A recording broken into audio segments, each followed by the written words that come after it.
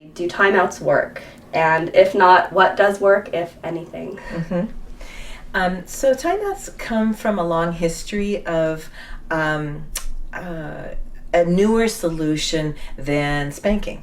And I think if you're going to think about, we're not going to spank kids, we're going to do something different, that timeouts offer an alternative. Timeouts are still limited in their effectiveness. One of the things that they do is that they make a strong statement to a child. This is unacceptable behavior. I want you to stop doing it. And so a formal timeout, kind of a traditional one, is you actually remove the child from the setting and just kind of keep them aside for a while. Right. So the advantage is that you're giving the child a clear message. You're not hurting them. You're not physically hitting them. The disadvantage is that there's so much a child is trying to learn when they're attempting to do something, when they're trying to climb up on the table, when they're trying to get something from their sibling or their friend.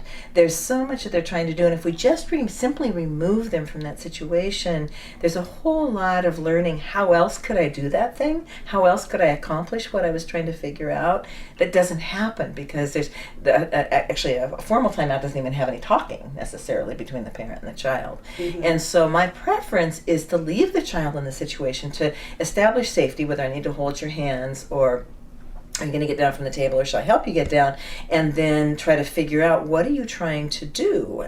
Did you want to climb? Is there something you wanted to reach on the table? Let's figure out a safer way for you to do that so that the child right there in the instant can figure out, if this is what I wanted to do, here's another way that I can do it.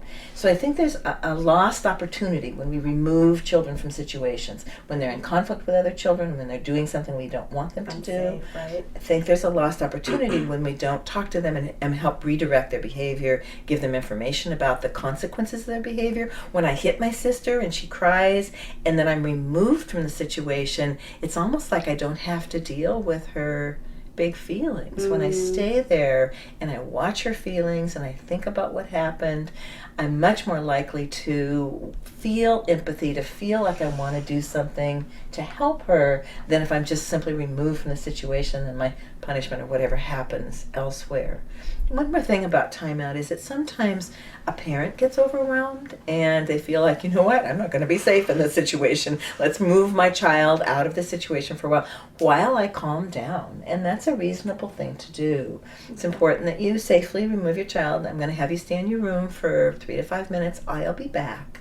I can't talk to you right now. I'm really upset. We'll talk about it when I get back. And if the parent needs to take a break, you can just say, I need to take a break, and try to figure out how to get the child in a safe place. Sometimes we feel like also children get overstimulated and they need a little bit of a break. But I think whenever we possibly can to help the child stay in that situation and learn an alternative, more successful behavior is going to be ultimately more growthful for the child than removing them.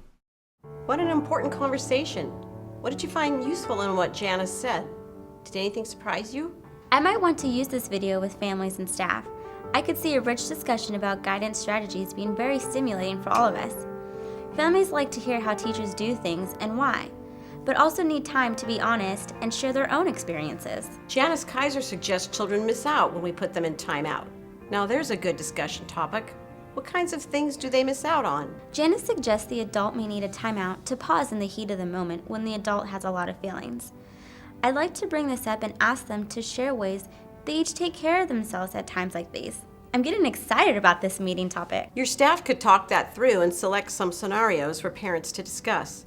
They could then look at other ways the situation could have been managed to support the child. Families are very interested in getting together and thinking about behavior and guidance. Have you shared topics like these with families? What was your experience? What would you like to learn more about? Reflect on Janice Kaiser's message. You may want to use your portfolio to reflect on your thinking and experience.